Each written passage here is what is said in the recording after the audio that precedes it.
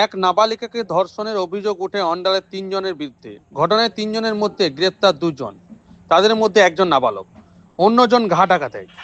গ্রেপ্তার একজনের বাড়ি অন্ডালের ১৩ নম্বর ডাঙ্গাল এবং অন্যজনের বাড়ি অন্ডাল ১২ নম্বরে।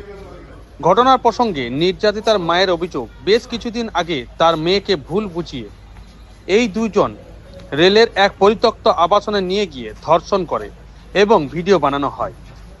চলতি মাসের ১৩ তারিখ তার মেয়ের মোবাইলে সেই ভিডিও পাঠিয়ে তাদের কাছে আসার কথা বলা হয়। তাড়াতাড়ি না এলে ভিডিওটি সোশ্যাল মিডিয়ায় ভাইরাল করার হুমকি দেওয়া হয়।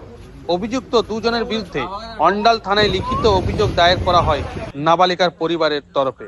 চলতি মাসের ১৬ তারিখ ঘটনায় গ্রেপ্তার ২ জনের একজনকে আদালতে তোলা হয়, অন্যজন নাবালক হওয়ায় তাকে পাঠানো হয়েছে হোমে।